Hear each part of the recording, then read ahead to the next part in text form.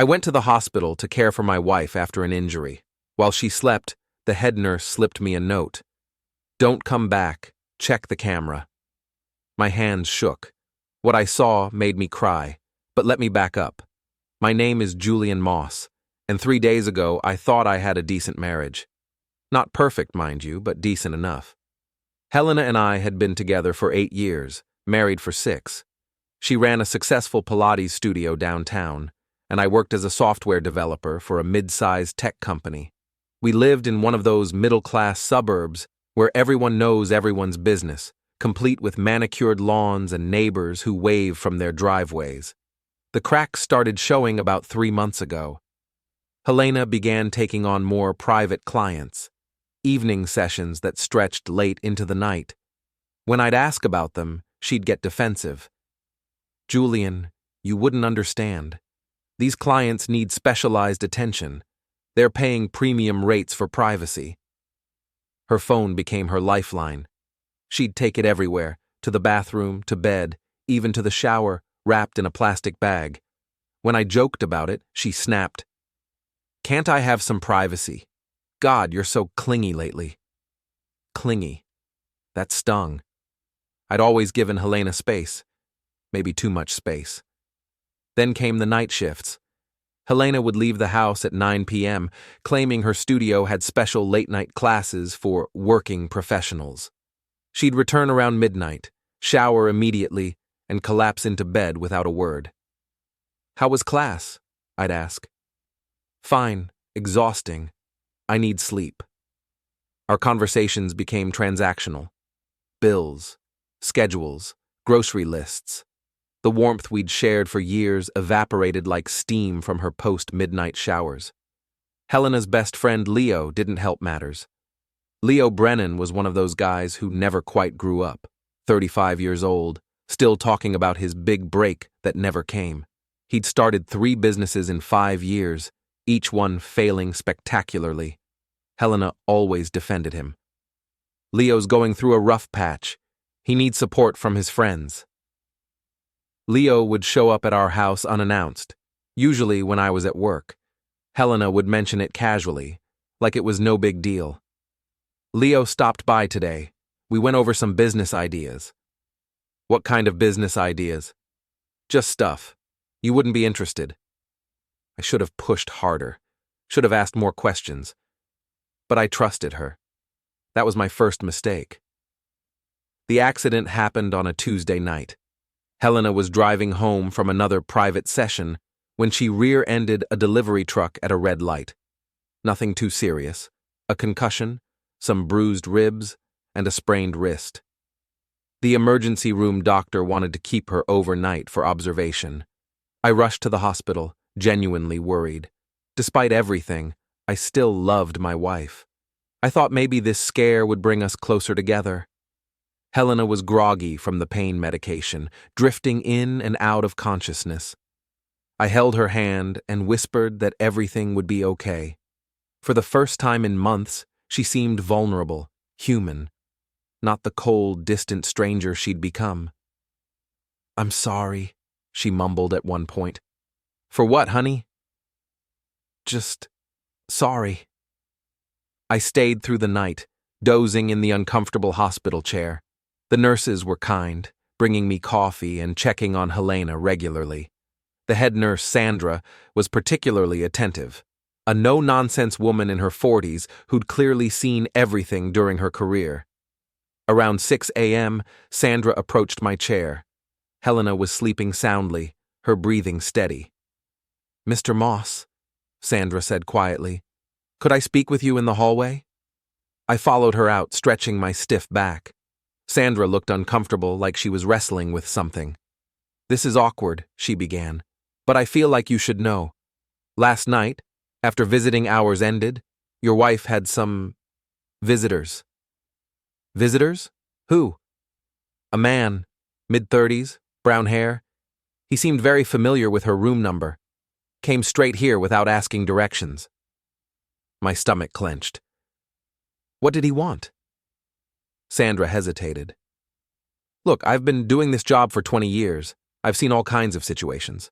This didn't feel like a concerned friend checking on an injured person. What do you mean? They were whispering. Intimate whispering. And when I walked in to check her vitals, he was holding her hand in a way that... She trailed off. I'm sorry.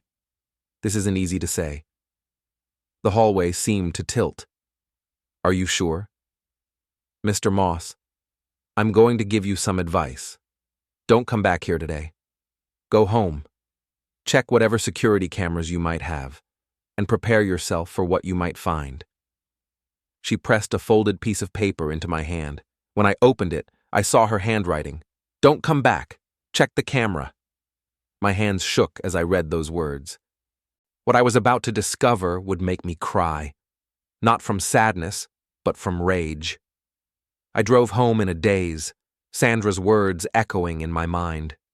Helena had visitors, intimate whispering. The pieces of the puzzle were starting to form a picture I didn't want to see. Our house sat on Maple Street, a quiet residential area where the biggest excitement was usually Mrs. Patterson's garden club meetings. I pulled into our driveway and sat in the car for a moment, staring at our front door. Everything looked normal, peaceful even. We'd installed a security system last year after a string of break-ins in the neighborhood. Nothing fancy, just cameras covering the front door, back door, and one in the living room. We also had a pet camera in the bedroom to keep an eye on our dog, Buster, when we were away. Helena had insisted on that one. I worry about him when we're both gone, she'd said. What if something happens? Now I wondered if she'd had other reasons for wanting a camera in our bedroom. I unlocked the front door and was greeted by Buster, our golden retriever, tail wagging enthusiastically. At least someone in this house was happy to see me. Hey boy, I said, scratching behind his ears. Did you miss me? Buster followed me to my home office, a cramped room filled with computer equipment and programming books. I'd spent countless hours in here, building software solutions for clients while Helena built her Pilates empire. We were both entrepreneurs in our own ways, or so I'd thought. I opened my laptop and accessed the security system's app. My hands were still shaking as I navigated to the camera feeds from the previous night. The timestamp showed 11:47 p.m., about an hour after Helena's accident. The front door camera showed nothing unusual, same with the back door. But when I clicked on the bedroom camera, my world collapsed. There was Leo, Helena's best friend, in our bedroom. But he wasn't there to comfort Buster or water plants. He was systematically going through our dresser drawers, pulling out items and stuffing them into a black duffel bag. I watched in horror as he opened my jewelry box and removed my father's vintage Rolex, a family heirloom worth $15,000. Into the bag it went, along with my college class ring, my wedding cufflinks, and a gold chain my grandmother had given me. But Leo wasn't just stealing jewelry. He was rifling through our filing cabinet, pulling out documents. I could see him photographing papers with his phone before stuffing them into the bag. Bank statements, insurance policies, my work contracts with sensitive client information. The worst part was how comfortable he looked. This wasn't a desperate burglar grabbing whatever he could find. Leo knew exactly where everything was located. He'd been in our bedroom before, many times. He opened drawers with the confidence of someone who'd memorized the layout. I fast-forwarded through the footage, watching Leo work methodically through our personal belongings. He spent nearly 2 hours in the house, even taking time to raid our liquor cabinet and help himself to my expensive scotch. As I watched him toast himself with my 20-year-old Macallan, the pieces finally clicked into place. Helena's late-night sessions, her secretiveness about Leo's visits, the way she'd become cold and distant, the intimate whispering Sandra had witnessed at the hospital. My wife was having an affair with her best friend, and they were robbing me blind. I sat back in my chair, feeling like I'd been punched in the gut. 8 years together, 6 years of marriage. And this was how it ended, with my wife's lover stealing my late father's watch while she recovered from a car accident. But the story got worse. I scrolled through more camera footage from previous weeks, looking for other instances of Leo's visits. What I found made me freeze.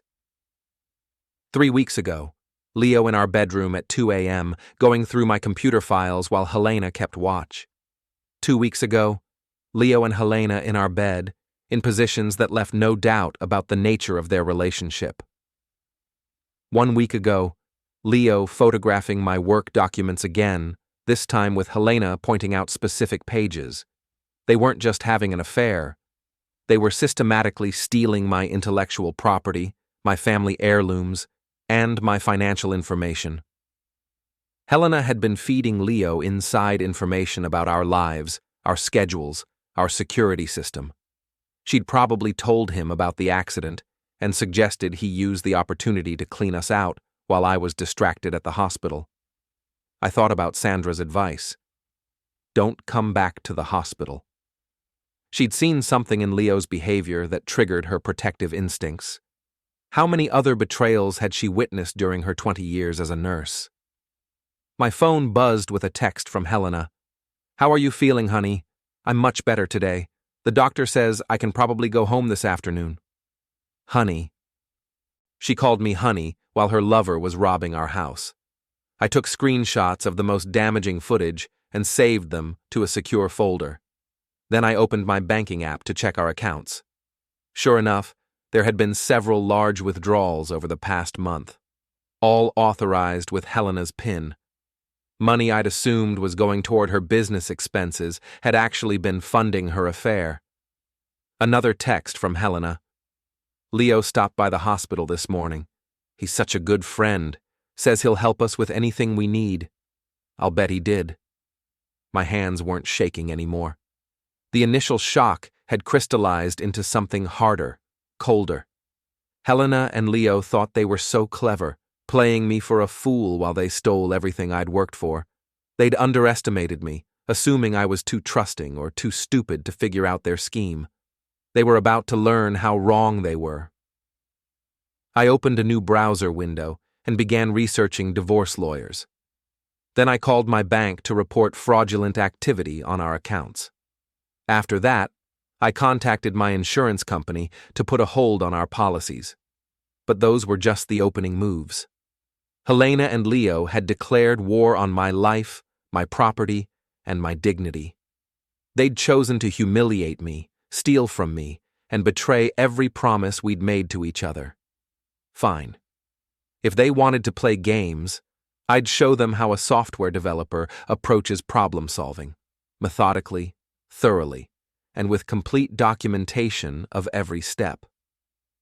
I pulled up the security footage one more time, watching Leo stuff my father's watch into his bag. That watch had survived World War II, the Korean War, and 40 years on my father's wrist. It had been passed down through 3 generations of Moss men, each one earning the right to wear it through hard work and integrity. Now it was in the hands of a failed entrepreneur who thought he could steal his way to success. We'd see about that. I spent the morning gathering evidence and making phone calls. By noon, I had a clear picture of just how deep Helena and Leo's betrayal went. The fraudulent withdrawals totaled nearly $12,000. The stolen items, including my father's watch and several pieces of Helena's own jewelry that she'd probably given Leo to pawn, were worth at least $20,000 more. But it wasn't just about the money.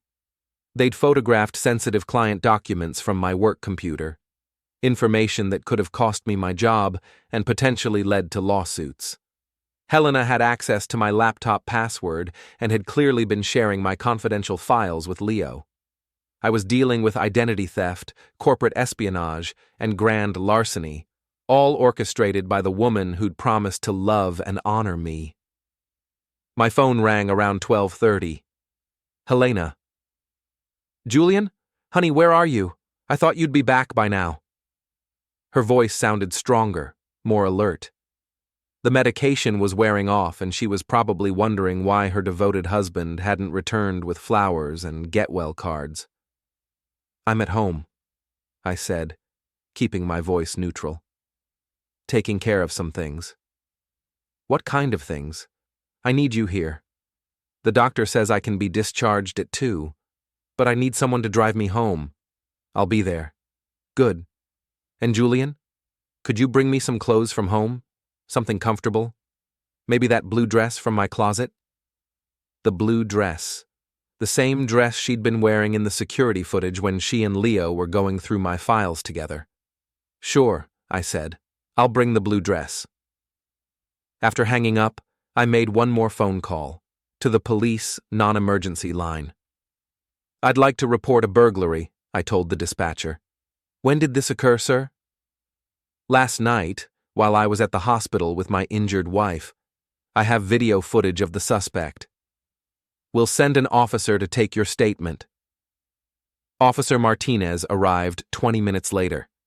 He was a young guy, probably fresh out of the academy, but he took my complaint seriously. I showed him the security footage on my laptop, watching his expression change as Leo's theft unfolded on the screen. Do you know this individual? Martinez asked. His name is Leo Brennan. He's my wife's friend, or I thought he was. And you were at the hospital during this time? I showed him the timestamp on the hospital bracelet they'd given me as a visitor, along with the coffee shop receipt from the hospital cafeteria. I was there all night.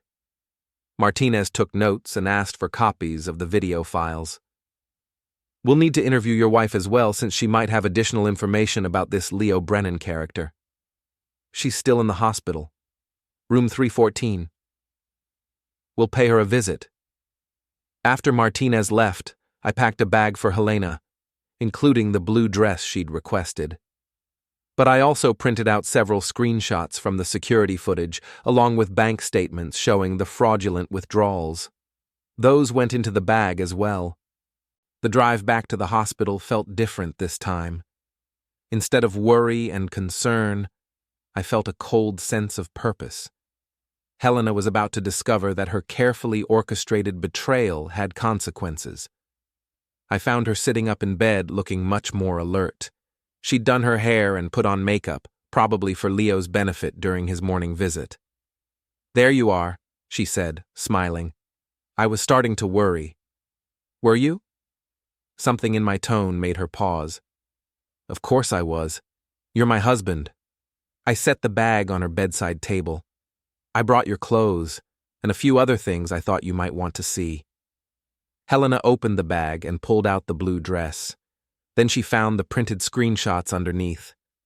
Her face went white as she stared at the image of Leo in our bedroom, my father's watch in his hand. Julian, I can explain. Can you? Because I'd love to hear the explanation for why your best friend was robbing our house while you were lying here playing the victim. It's not what it looks like. Really? Because it looks like you and Leo have been planning this for weeks. It looks like you've been feeding him information about our security system, our schedules, and our finances. It looks like you've been having an affair and using it to steal from me. Helena's hands were shaking now. You don't understand. Leo was just what? Just stealing my father's watch? Just photographing my work documents? Just helping himself to our bank accounts? I pulled out the bank statements and dropped them on her bed. $12,000, Helena. $12,000 in fraudulent withdrawals, all authorized with your PIN. She stared at the statements, her mouth opening and closing like a fish out of water. The police are looking for Leo right now, I continued. They have the security footage, the financial records, and a very detailed statement from me about his pattern of behavior. The police? Helena's voice cracked. Julian, you can't be serious. This is all a misunderstanding. Is it? Because I also have footage of you and Leo in our bed, multiple times, along with video of you helping him photograph my confidential work files. Helena started crying, but they weren't tears of remorse. They were tears of panic, the kind you cry when your carefully constructed lies come crashing down. I never meant for this to happen, she sobbed. Leo said it was just temporary. He needed money to start his new business. He promised he'd pay everything back. With what money? His last 3 businesses failed. He's broke, Helena. He was using you to steal from me because he's too pathetic to earn an honest living. That's not true. Leo loves me. The words hit me like a slap. Leo loves you? What about me? What about our marriage? What about the 8 years we spent building a life together? I don't know, she whispered. I don't know what happened to us. I did. She'd gotten bored with our stable, middle-class life and decided to trade it for the excitement of an affair with a charismatic loser. She'd convinced herself that Leo was some kind of misunderstood entrepreneur instead of recognizing him for what he really was, a con artist who saw her as an easy mark. A knock on the door interrupted our conversation.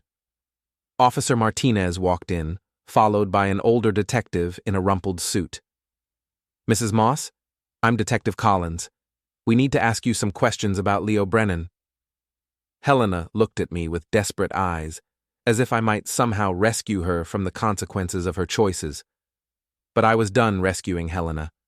She'd made her bed, literally, with Leo, and now she could lie in it. I'll be in the hallway, I said, standing up. Julian, please don't leave me. I paused at the door. You already left me, Helena. I'm just making it official. As I walked out, I could hear Detective Collins beginning his interview. Mrs. Moss, we have video evidence of Mr. Brennan removing items from your home. Can you tell us about your relationship with him? I didn't stick around to hear her answer. I had other things to do. Leo was arrested that evening at his apartment, where police found most of my stolen property. My father's watch was sitting on his kitchen counter, right next to a pawnshop receipt for Helena's diamond earrings. The arrogance of it was breathtaking. He'd been so confident in his scheme that he hadn't even bothered to hide the evidence. Detective Collins called me with an update around 8 p.m. We've got him cornered, Collins said. The stolen property, the security footage, and your wife's statement. She's cooperating fully. What did she tell you? That Brennan convinced her the thefts were temporary loans, that he promised to pay everything back once his new business got off the ground. She claims she didn't know he was photographing your work documents. Do you believe her? Collins sighed. Between you and me, Mr. Moss, I think your wife knew exactly what was happening, but she's playing the victim card pretty hard. Says Brennan manipulated her emotionally. Maybe he had. Maybe Leo had convinced Helena that their affair was some kind of grand romance, and that stealing from me was justified because I was the boring husband standing in the way of their happiness. Or maybe Helena was just a willing participant who got caught and was now trying to minimize her culpability. Either way, it didn't matter. The damage was done. Helena came home the next day, discharged from the hospital into a house that felt like a crime scene. She moved carefully, still sore from the accident, and avoided making eye contact with me. Julian, we need to talk, she said, settling onto the living room couch. Do we? I know you're angry. I know I made mistakes, but we can work through this. We can go to counseling. We can rebuild our marriage. I sat across from her, studying the woman I'd loved for 8 years. She looked smaller somehow, diminished by the weight of her betrayal. Helena, you didn't make mistakes. You made choices. You chose to have an affair. You chose to help Leo steal from me. You chose to betray every promise you made on our wedding day. I was confused. Leo made me feel things I hadn't felt in years. What kind of things? Excitement, passion, like I was alive again. And I made you feel lifeless? Helena looked down at her hands. Not lifeless, just settled, comfortable, like we were roommates instead of lovers. Her words stung because there was some truth to them. We had settled into a routine. We'd stopped trying to impress each other, stopped planning romantic surprises, stopped talking about our dreams and fears. We'd become a typical married couple, focused on work and bills and daily responsibilities.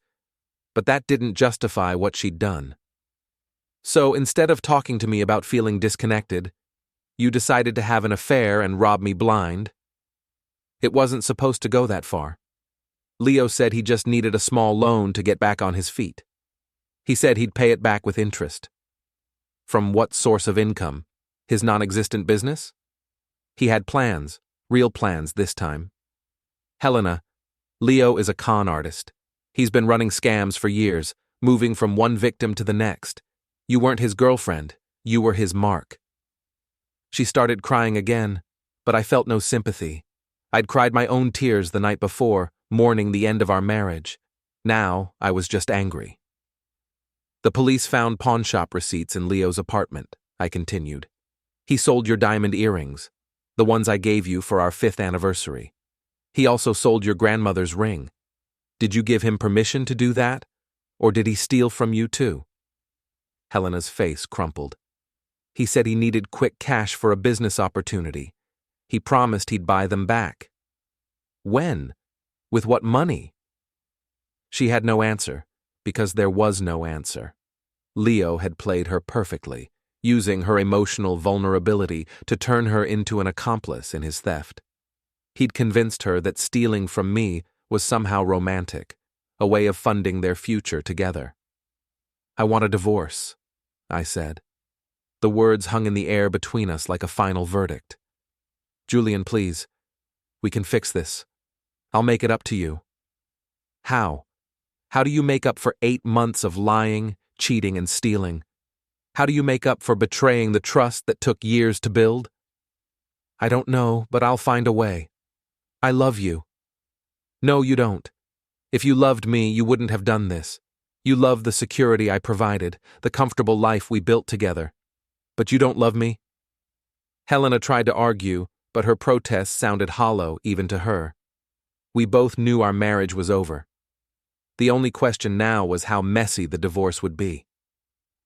I moved into the guest bedroom that night and contacted a divorce attorney the next morning. Helena had damaged our relationship beyond repair, but she'd also committed crimes that gave me significant leverage in the proceedings. The attorney, a sharp woman named Patricia Wong, reviewed the evidence I'd gathered. This is actually quite straightforward, Wong said. Your wife participated in identity theft, fraud, and larceny. She's facing potential criminal charges, which means she'll be motivated to settle quickly and quietly. What kind of settlement? Given the circumstances, I'd expect you to keep the house, your retirement accounts, and most of your personal property. She'll probably get her business, and whatever's left in your joint accounts after restitution. Restitution? The money she and her boyfriend stole. The court will order her to pay it back as part of the divorce decree. It wasn't about the money anymore. It was about justice. Helena and Leo had tried to destroy my life, and now they were going to face the consequences. Leo's criminal trial was scheduled for the following month. He'd been charged with burglary, identity theft, and fraud, felonies that could put him in prison for several years. His public defender was pushing for a plea bargain, but the prosecutor wasn't interested in being lenient. Your husband documented everything perfectly, Detective Collins told me during a follow-up interview. The security footage, the financial records, the timeline of events, it's one of the strongest cases I've seen in years. Helena avoided criminal charges by cooperating with the investigation and agreeing to testify against Leo. But her reputation in our small town was destroyed.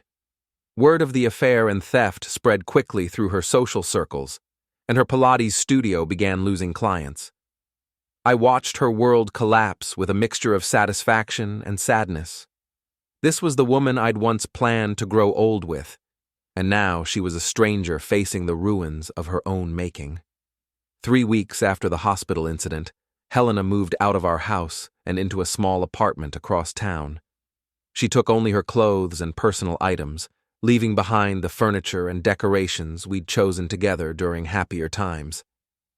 I'm sorry, she said as she packed her final box. I know that doesn't mean much now, but I am genuinely sorry for what I did to you.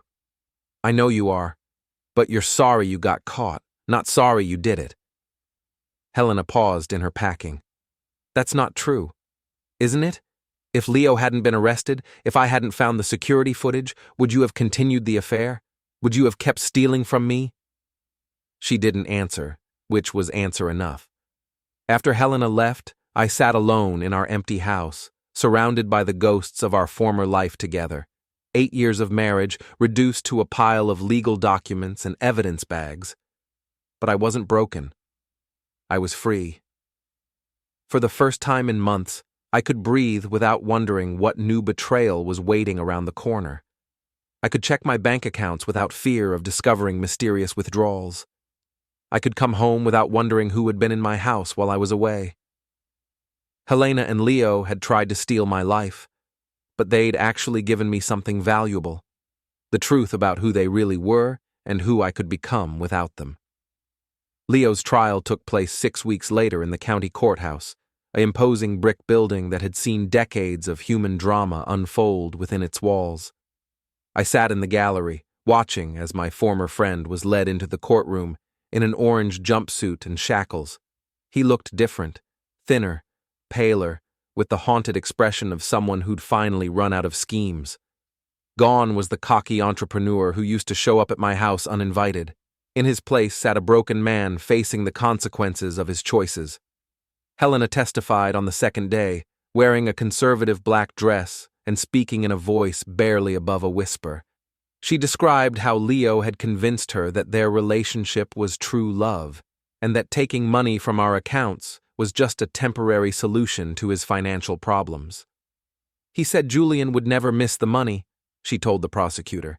He said we'd pay it back before anyone noticed. Did you believe him? The prosecutor asked. I wanted to believe him. I was lonely in my marriage and Leo made me feel special. He said we deserved to be happy together. The defense attorney tried to paint Leo as a victim of his own desperation, a man driven to crime by failed businesses and mounting debts. But the security footage was damning, showing Leo methodically stealing my property with the confidence of someone who'd done this before. During cross-examination, it came out that Leo had been running similar scams on other women throughout the city. Helena wasn't his only victim. She was just his most successful one. Mr. Brennan has a pattern of targeting married women, the prosecutor explained during closing arguments. He seduces them emotionally, then convinces them to help him steal from their husbands. Mrs. Moss was simply his latest mark. The jury deliberated for less than 2 hours before returning guilty verdicts on all charges. Leo was sentenced to 4 years in state prison and ordered to pay full restitution for the stolen money and property. As the bailiff led him away, Leo looked back at Helena with an expression of pure hatred. Whatever romantic fantasy she'd constructed around their relationship faded in that moment. She'd finally seen him for what he really was, a predator who'd used her vulnerability against her. Helena and I finalized our divorce 2 weeks later in Patricia Wong's office. The settlement was exactly what Wong had predicted. I kept the house and most of our assets, while Helena got her business and a mountain of debt from the restitution payments. Any final questions? Wong asked as we signed the last of the paperwork. Helena shook her head. She'd aged years in the past 2 months, the stress of the trial and divorce taking their toll. Her Pilates studio was struggling, and she'd had to take a part-time job at a chain gym to make ends meet. Julian, she said as we walked out of the building together for the last time, I want you to know that I really did love you. Maybe not the way I should have, but I did love you. I know, I said. But love isn't enough when there's no trust or respect to go with it. She nodded, tears streaming down her face. I hope you find someone who deserves you. I hope you figure out what you really want from life. And I hope you find a way to get it without hurting anyone else. We parted ways in the parking lot, Helena driving off in her small sedan while I sat in my car for a few minutes, processing the end of our marriage. 8 years together, finished with the stroke of a pen and a handful of signatures. But I didn't feel sad. I felt relieved. Over the following months, I threw myself into rebuilding my life. I redecorated the house, removing all traces of Helena's presence and creating a space that felt truly mine. I took up hiking, something I'd always wanted to try but never had time for during my marriage. I reconnected with old friends who drifted away during Helena's reign of social manipulation. Most importantly, I learned to trust my instincts again. Helena's betrayal had taught me valuable lessons about recognizing red flags and setting boundaries. I'd been too trusting, too willing to ignore warning signs in the name of marital harmony. 6 months after the divorce, I started dating again. Nothing serious at first, just coffee dates and casual dinners with women I met through work or hiking groups. It felt strange to be single again after so many years, but also liberating. One evening, I was having dinner at a small Italian restaurant downtown when I spotted a familiar figure at the bar. Helena sat alone, nursing a glass of wine and staring at her phone. She looked tired, older than her 32 years. Our eyes met across the restaurant, and she raised her glass in a small, sad salute.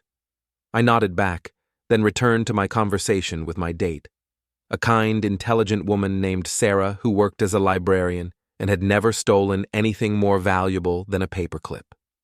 Helena finished her wine and left without approaching my table. I watched her walk out into the night, a lonely figure carrying the weight of her choices. I felt a moment of pity for her, remembering the woman I'd fallen in love with years earlier. But pity wasn't the same as regret. Helena had made her choices, and I'd made mine. We were both living with the consequences. A year later, I heard through mutual acquaintances that Helena had closed her Pilates studio and moved to another state, hoping for a fresh start. Leo was still in prison, serving his sentence and probably planning his next con for when he got out. As for me, I was doing well. Better than well, actually. My software consulting business was thriving. I'd bought a cabin in the mountains for weekend getaways, and Sarah and I were talking about moving in together. Sometimes, late at night, I'd think about the note Sandra had slipped me in the hospital hallway. "Don't come back. Check the camera." Those 7 words had changed my life, revealing a betrayal that might have continued for months or years if left undiscovered. I never got the chance to thank Sandra properly. By the time I thought to look for her, she'd transferred to another hospital. But I owed her a debt of gratitude for having the courage to speak up when she saw something wrong. Helena and Leo had tried to steal my life, piece by piece, thinking I was too trusting or too stupid to notice. They'd underestimated me, assuming I'd be content to play the role of the oblivious husband while they robbed me blind. They were wrong. I'd documented their crimes, gathered evidence, and used the legal system to hold them accountable. I'd protected my assets, preserved my dignity, and emerged from their betrayal stronger than before. Most importantly, I'd learned that sometimes the best revenge is simply living well. While Helena struggled with the consequences of her choices and Leo counted down his days in prison, I was building a new life based on honesty, trust, and genuine connection. The camera had revealed the truth about who they really were, but it had also revealed something about me, that I was stronger, smarter, and more resilient than anyone had given me credit for, including myself. 2 years after that terrible night in the hospital, I married Sarah in a small ceremony attended by close friends and family. We honeymooned in Europe, visiting museums and hiking trails, talking about our dreams for the future. On our last night in Paris, as we walked along the Seine River, Sarah asked me about my first marriage. "Do you ever regret how things ended with Helena?" I thought about it for a moment, watching the lights of the city reflect on the water. "I regret that it happened," I said finally. "I regret that someone I loved was capable of such betrayal. But I don't regret discovering the truth, and I don't regret how I handled it. You could have just divorced her quietly. You didn't have to press charges against Leo." "Yes, I did. What they did was criminal, and criminals need to face consequences. If I'd just walked away, Leo would have moved on to his next victim, and Helena might have convinced herself that what she did wasn't really that wrong." Sarah squeezed my hand. "You're a good man, Julian Moss." "I try to be, But I'm not a pushover anymore. Good, she said, smiling. I like my men with a little steel in their spine. We walked back to our hotel, talking about our plans for when we returned home.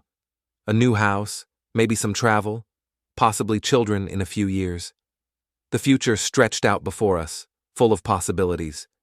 Behind us, the past was finally where it belonged, in the rearview mirror, growing smaller with each step forward. Helena had taught me that trust